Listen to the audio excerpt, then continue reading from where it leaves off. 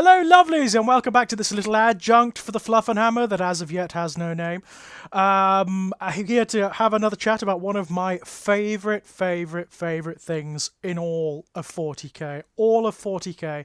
They're one of my favourite concepts in 40k. They're one of my favourite units in 40k.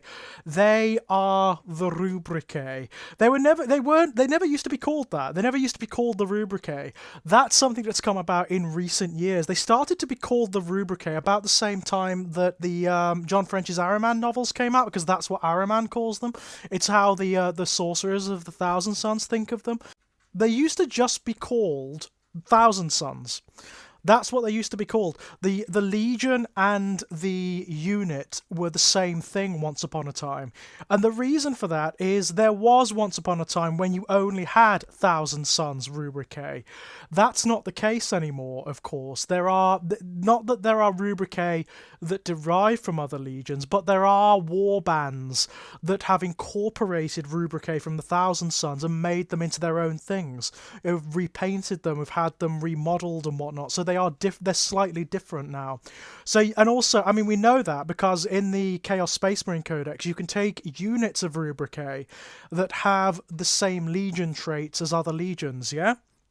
So it's not that there are Rubricae that are made from other legionaries. They're all originally from the Thousand Sons, but they've been so scattered all over the place. You know, there have been so many war bands and exiles and schisms amongst the Thousand Sons that the odd sorcerer here and there has ended up taking jobs essentially with other war bands, with his little army of Rubricae, and his little bodyguard of Rubricae, and all of them have different heraldry. They have different. Some of them are styled differently depending on the whims of the sorcerer who leads them. So they are all very different. You can actually do a lot more with Rubricae than you ever used to once upon a time. People forget about the Rubricae. They were not the first Thousand Sons. When the Thousand Sons were introduced, they were one of the first legions that were fleshed out, that had their own background way back when.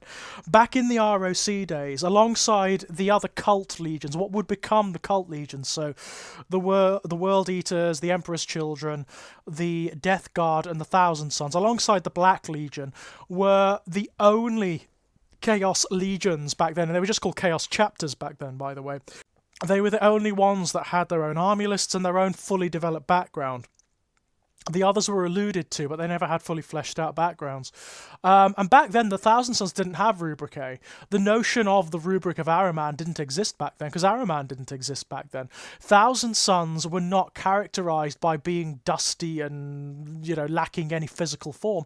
Back then, Thousand Sons were characterized by what would eventually become the flesh change. They were much more mutated than other Chaos Space Marines, and so they could actually have extra mutations back then. That's what their special rules were. And they also had like an aura of psychic ability that allowed nearby sorcerers to enhance their capacities. That's what they used to do. It wasn't until Second Ed, the Second Ed Chaos Space Marine Codex, that formalized the background for all of the other legions as well, especially what would become the undivided legions, like the Black Legion, the Word Bearers, the Alpha Legion, the Iron Warriors, all those guys. The Thousand Sons had a massive change to their background in that codex, because they needed to have a cult unit that was much more specified, that was much more defined. The World Eaters had Khorne Berserkers, the Emperor's Children had Noise Marines, the Death Guard had Plague Marines, obviously, but the Thousand Sons didn't really have anything. So the notion of Rubric Marines was created. The notion of the Rubric of Ahriman.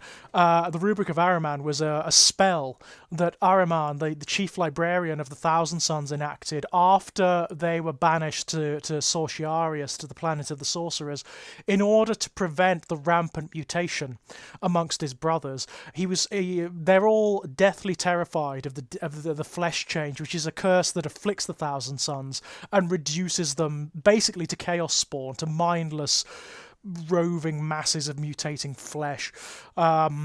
He tried to prevent that by enacting this spell, a spell more powerful than anything else that had ever been cast in the history of the universe. And what the spell did, it succeeded and also failed. So it ravaged the planet of the sorcerers for God knows how long. I mean, it's in the warp, so it could be any length of time, until Magnus the Red himself stopped it with his unearthly powers. And what it did was it struck all of the Thousand Sons down, all of those that didn't have any psychic capability or sorceress potential. It struck them down and reduced their bodies to dust in their armor, and it transformed their armor into these occult tombs that were all sealed by magical runes, and the souls of the Thousand Sons were trapped inside. So there's still this very vague spark of sentience in them within that armor. Their souls are bound to both the armor and the dust that pours through them endlessly, and there are flickers of thought and memory and intention, but they're very vague. They're like dreaming sentiences, and the only things that can harness them and control them are sorcerers of the Thousand Sons. They direct them using their wills, but Thousand Sons Marines themselves have only the vaguest flickers of individual identity. It's almost nothing. They are very, very tragic. They're deeply sad. They're the inverse of what Magnus the Red intended for them. Magnus always emphasized and extolled the virtue of independence, individuality, learning, intelligence, of which they have none and of which they are now incapable. They're now effectively automata. They are slaves to the whims of the sorcerers that control them. And since that time, they have defined the way the Thousand Sons operate, the way they wage war, the way they operate in the wider galaxy. They have been used as pawns within schemes and plans that span across generations of time. Like, there are stories of the Rubricae being secreted or buried beneath deserts or ensconced as statues in particular worlds or civilizations, and not coming to life, not rising for millennia until the time is right, until some sorcerously seeded signal is activated in their minds or in their souls, or until the sorcerer that planted them there actually turns up. They're fascinating creatures. I love the element of tragedy in them. There is, if you read John French's Ahriman series, there are points whereby Ahriman is trying to reach the sentiences within the armored suits. He's trying to talk to them. He's trying to actually engage them mind to mind, so he can get advice from them, so he can ask them what to do. And there are these very vague flickers of intelligence left, but not much, not very much at all. And it's kind of the driving imperative for Ahriman himself. He was banished from the planet of the sorcerers as a result of that, alongside all of the other sorcerers, his cabal that had worked alongside him, and that was a significant portion of the Legion. It wasn't just a small cabal. A lot of the Legion was in on this with him, and they went and took their cohorts with them, not with Ahriman. They branched off. They actually scattered across the galaxy, across the universe. So now you'll find Thousand Sons in various different forms, in livery, and in different warbands and covens all over the damn place. Up until very recently, that is. You'll still find that, but very recently, with the eruption of the Psychic Awakening, Magnus summoned them back to Sorciarius, and has included and incorporated many of those that were originally exiled. Many of the others have been killed. A lot of the sorcerers who returned he actually had gunned down, because he couldn't afford them to interfere with his plans anymore. But yeah, the Rubricae are wonderful. They're a really interesting faction or factor within a Thousand Sons army, and within the wider Chaos Space Marines as well. They've got loads of character. They sort of drip with character. They've got one of those very distinct silhouettes and aesthetics whereby when you look at them, you know exactly what they are. Those are Rubricae. They are Thousand Sons Rubricae. And that element of tragedy that surrounds them makes them even more interesting. I love them to bits. They are often, they're always directed in battle by an aspiring sorcerer who's kind of their equivalent of a unit champion, but he's a psyker, so he actually has psychic powers as well. You also have their bolt guns, because they're not intelligent enough to operate anything but a bolt gun. They have sorcerously infused bolt guns called Inferno Bolters, and their bolt shells explode with pink and blue fire, which eats through armor, so they're much more powerful than normal bolters. They effectively operate as stewards and seneschals and bodyguards for their Thousand Sons masters at this point. And they are a lot of fun. They're a lot of fun to model. You can do a lot with them. Loads of fun to model.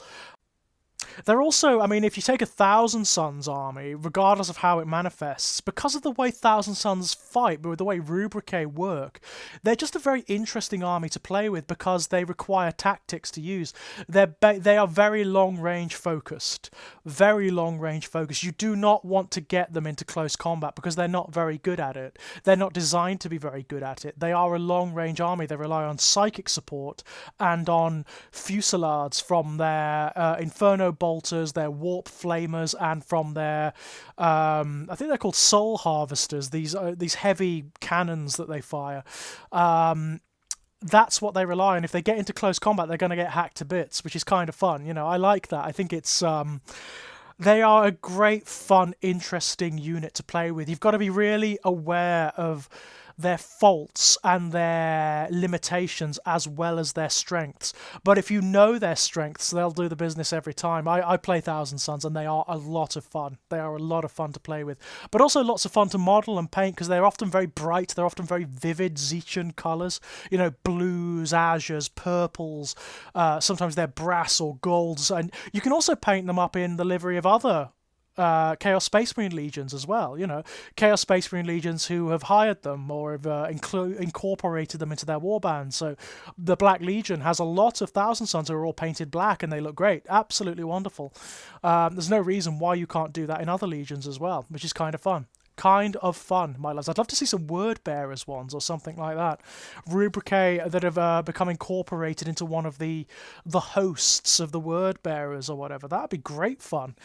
But yeah, Thousand Sons are one of my absolute favourite, the Rubricae rather, one of my absolute favourite units in 40k, and one of my favourite elements of the background. Love them to bits. So when we come back, my loves, there'll be another weird beastie or creature to discuss. Until then, my loves, bye-bye!